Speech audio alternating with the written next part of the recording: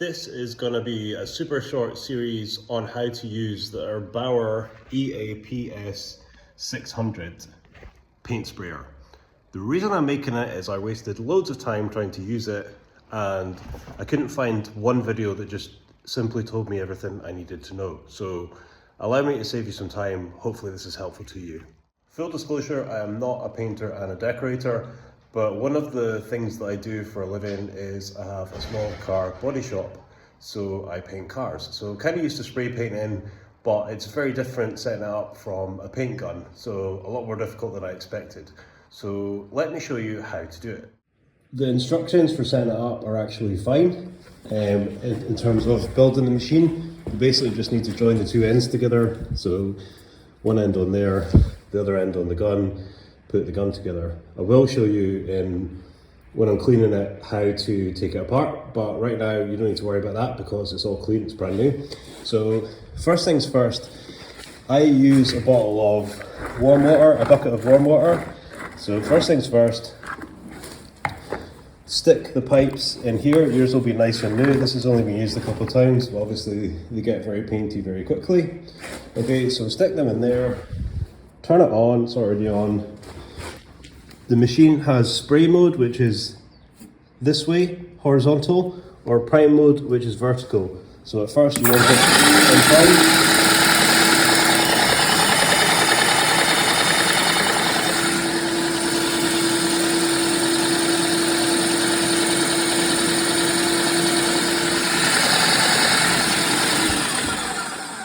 So what's happening here is it's sucking up through the main one, that's the paint feed, and it's blowing it back out this one.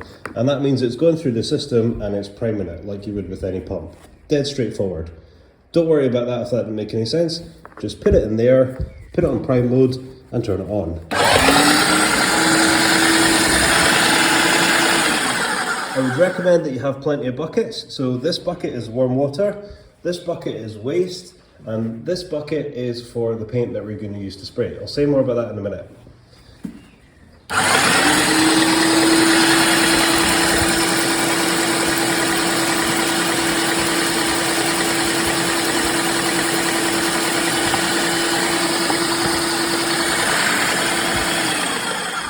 Okay, as you can see, when I squeezed the trigger, water was coming through that, so that's good. That means it's through the system and it's up to there, okay? So that is step one, if you like. I'm gonna stop this bit here, and now I'm gonna show you how to get the paint ready, because if you do this wrong, it won't work. Okay, so have lots of buckets. These are only £2 each in B&M. I don't work for B&M. I'm not getting anything for advertising. I'm just telling you that's where I got them, and that's what they cost. I am using, also for B&M, Johnson's Silk. I'm using Silk because this is the mechanical unit of my body shop. This is just getting set up for the first time. Silk's better for that kind of job. Simple as that.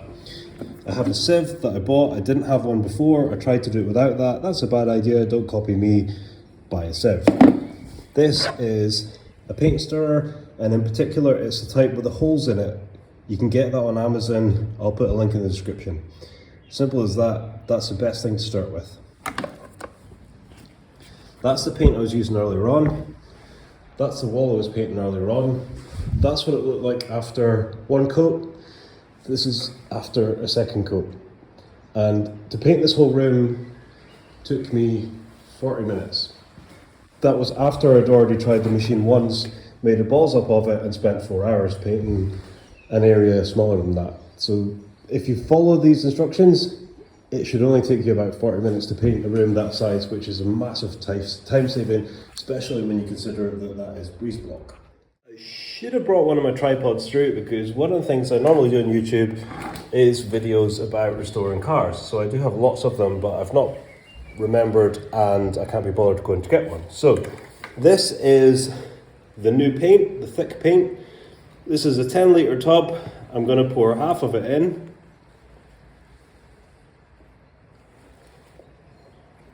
So that's roughly half of it. Now what I'm going to do is I'm going to water down the paint. You have to water down the paint or it won't go through the gun. It was my brother that recommended getting one of these machines, and I asked him, do you need to water down the paint? He said you don't need to, but you can. So I tried it without doing that, and you definitely need to water down the paint. So That's 5 litres. I'm going to put 1.5 litres or so of just tap water in there.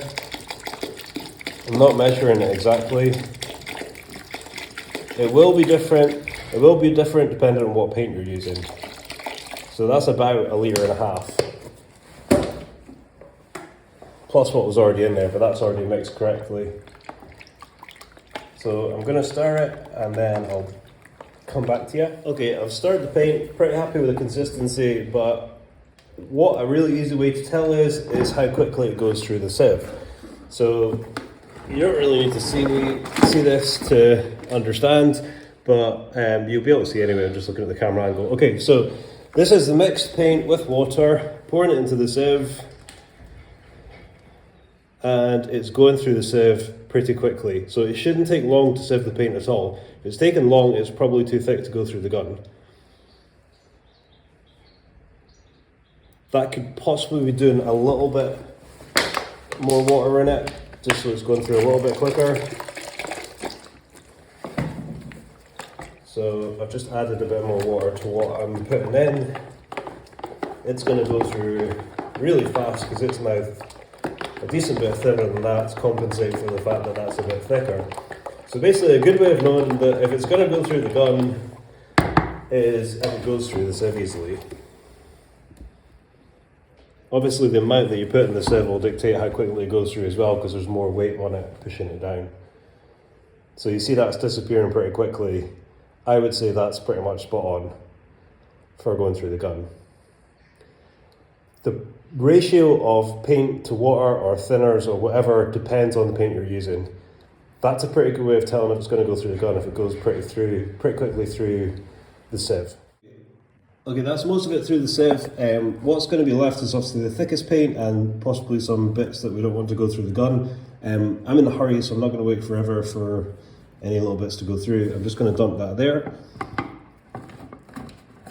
Okay, so now we have our filtered paint. I'm going to stir it again. Give it a quick stir for good measure. Then I'm going to move it over here next to the machine. I'm going to take it out of there. We know that's working because we tried it. Plop it in there, simple as that. Now what we're going to do is go back to prime and maybe turn it off.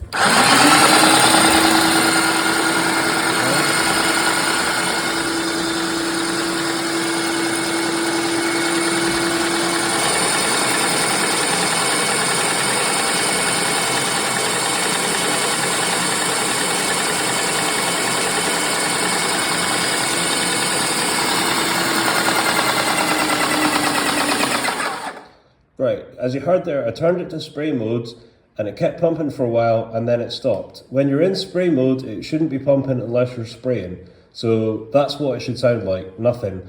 If it's in spray mode and it's pumping when you're not spraying, it's probably because that's blocked or you've run out of paint.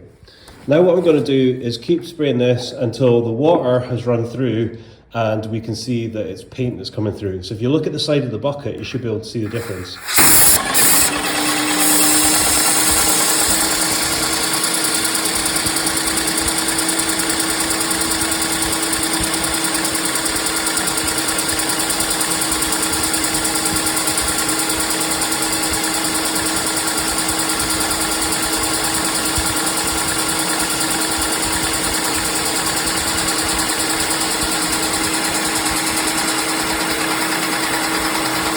So when you saw that get much thicker and much whiter, that's the paint through. So now we're ready to spray.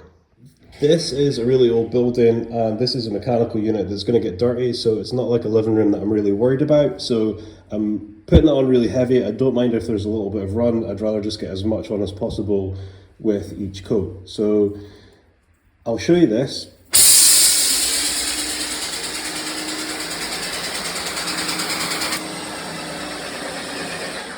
Right, see what's happening there? It's coming out really heavy and then it's choking up and slowing down. So what I find the best way to do it is what I would do with a car paint gun, and that is to go in pulls. So basically pull the trigger,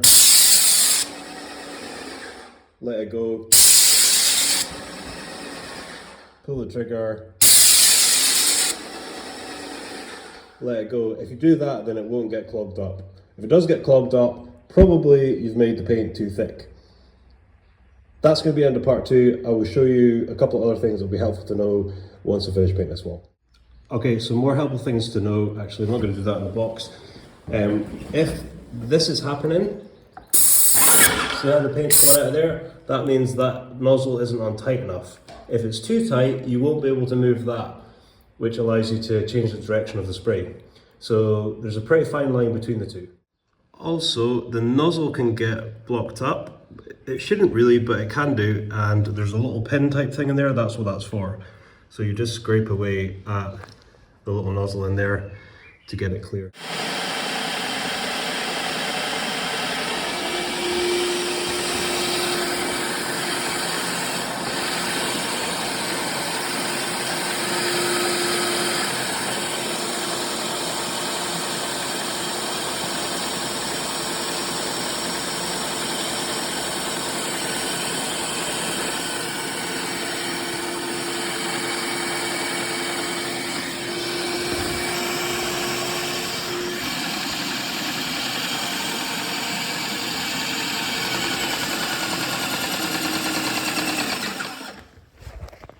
Okay, that's me finished doing the painting, so I'm just going to show you what I do when I'm finished with it.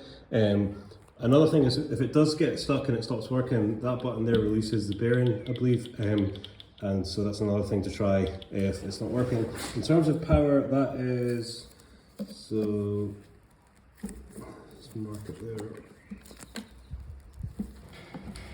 It's about half a turn, quarter of a turn from max, just if you want a reference point. There. So once I'm finished using it, just stick it back into prime mode, take that out of your paint, stick it back in there, turn it on, prime it again with water.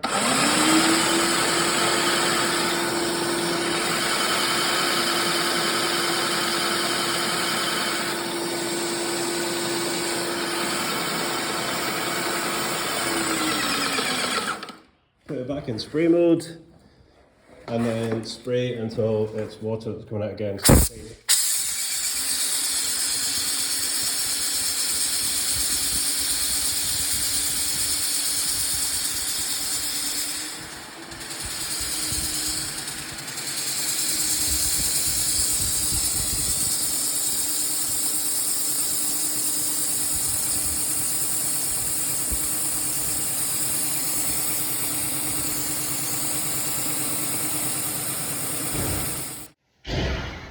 Excuse the banging doors.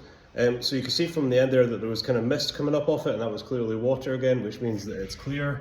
That's all I do. You could be more fussy if you want to spend 6 hours cleaning it, but that's all I do, and I've left it for weeks in between without using it, and I haven't had to do anything else.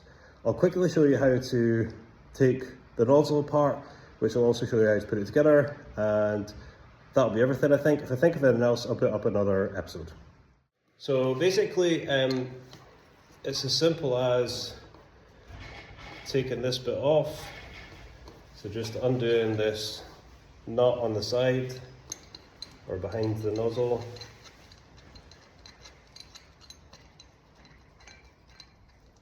We'll try not to drop it, but it's all slimy.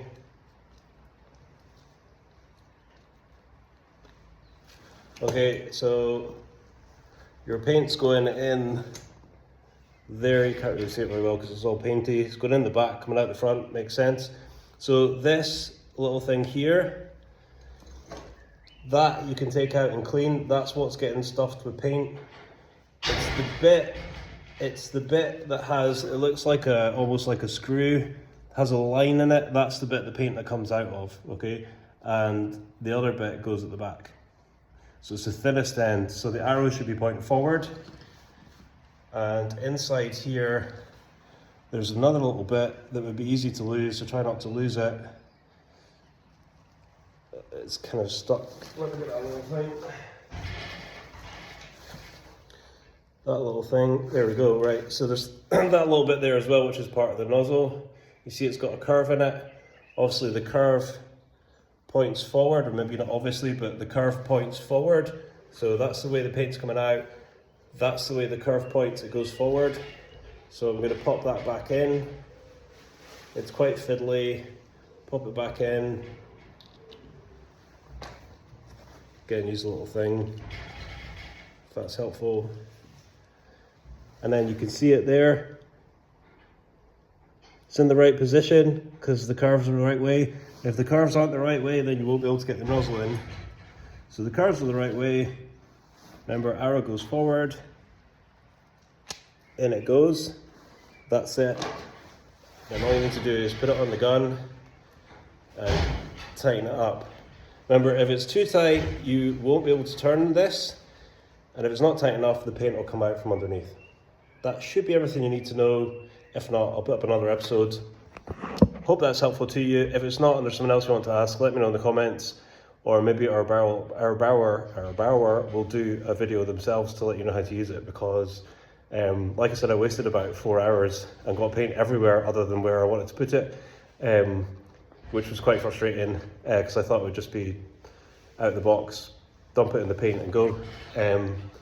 So yeah, remember, and have lots of buckets. Lots of buckets, a good paint stirrer. It's pretty simple. It's really easy to use when you know how to use it, but you could waste hours if you don't. So I hope that's helpful to you, and I'll see you next time I post an episode.